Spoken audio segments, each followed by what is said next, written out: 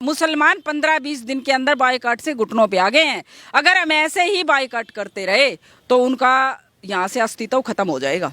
मानेसर गांव में, गुड़गांव में मानेसर जो क्षेत्र है उसमें तो इतना अच्छा हो रहा है, गांव गांव में पंचायत हो रही है और गांव गांव में कम से कम 2000 मुसलमान रातों रात उस क्षेत्र को छोड़ के निकल चुके हैं और ये हम पूरे देश में फैलाएंगे। नुपुर शर्मा हमारी बहन है, वो गर्दन क्या काटेंगे? गर्दन काटने वाला हमारे सामने आके बोले, मस्जिद में बैठ के फतवा जारी ना करे, सामने आए और फिर बोले और फिर देखेंगे हम उनको वो क्या करते हैं। वो झूठे ही वहम में हैं। इस्लामिक राष्ट्र बना देंगे, बिल्कुल नहीं बनेगा। हमारा हिंदू राष्ट्र था और हिंदू राष्ट्र ही रहेगा। ये आपकी पीठ पे वार करेंगे, आपकी छाती पे वार करने का इनकी माँ ने दूध नहीं पिलाया है। जैसे 5 साल का बच्चा मस्जिद जाना शुरू कर देता है और हमारे यहाँ मंदिर में जाते हैं तो बच्चों को कह देते हैं नहीं मैं मंदिर होके आती हूँ, तुम यहीं रहो। नहीं, अपने बच्चों को साथ लेके जाना चाहिए और एक दिन हनुमान चालीसा के लिए जरूर जाएं। अपने आसपास के मंदिर में टाइम जरूर निकालें अपने देश के लिए, अपने धर्म के लिए। अपना धर्म बचेगा तो राष्ट्र बचेगा। इनका कोई राष्ट्र नहीं था, सिर्फ इन्होंने धर्म पे फोकस किया तो इनके आज 56 देश हैं। हमारे जितने भी देवी देवता है सबके हाथ में शस्त्र है, एक हाथ में शास्त्र है, एक हाथ में शस्त्र है। हम उनसे प्रेरणा लेके चल रहे हैं। हमें कैसे आप झुका पाओगे? दिया बुझने से पहले फड़फड़ाता है, ऐसे ये जिहादी फड़फड़ा रहे हैं, ठीक है। और इनको पता है इनका अंत नजदीक है और इनको बुझाएंगे हम ही।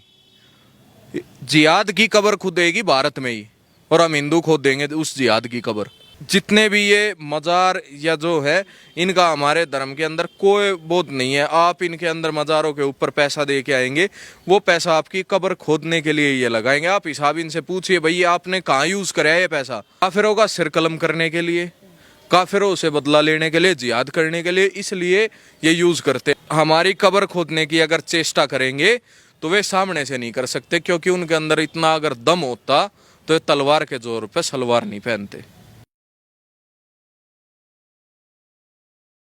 नमस्कार, मैं हूं ऋषभ। आप देख रहे हैं ओ न्यूज़ हिंदी। जिस तरीके से कन्हैया लाल के बलिदान के बाद से पूरे देश में एक ट्रेंड शुरू हुआ बाइकॉट का।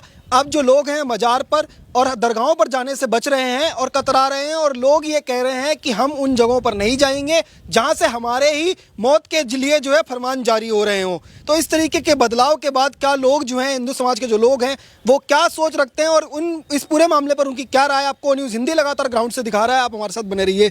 सबसे पहले मैम एक बार नाम बता दीजिए। सर, मेरा नाम ओमवती। ओमवती जी, ओ न्यूज़ हिंदी के चैनल पर आपका बहुत बहुत स्वागत है। धन्यवाद। मैम ये बताइएगा कि पूरी तरह से एक ट्रेंड जो कन्हैया लाल के बलिदान के बाद से शुरू हुआ, अब देश में लोग जो है अजमेर की दरगाह के साथ साथ निजामुद्दीन की दिल्ली की दरगाह हो, हाजी अली की दरगाह हो मुंबई की, लोग जाने से कतरा रहे हैं और हिंदू समाज ने एक तरीके से बाइकॉट का ट्रेंड शुरू कर दिया है।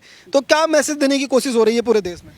भाई जी, कन्हैया लाल की जो गर्दन काटने के बाद बहुत बड़ा बदलाव आया है हिंदू समाज में और बिल्कुल बाइकॉट कर रहे हैं। जो उन्होंने फतवा जारी किया था मस्जिद में बैठ के कि हिंदुओं का बाइकॉट करो, लेकिन वो उन पे उल्टा पड़ गया, क्योंकि वापिस हिंदुओं ने मुसलमानों का बाइकॉट करना शुरू कर दिया, मजारों पे जाना बंद कर दिया, चद्दर चढ़ानी बंद कर दी। वैसे हमारा हिंदू समाज जाग चुका है, बिल्कुल संगठित हो चुका है। जात पात को छोड़ करके हिंदू बनना है, हिंदू पे बिल्कुल फोकस कर रहा है कि हम हिंदू है। वो जात पात में आप छोड़ दिया उन्होंने।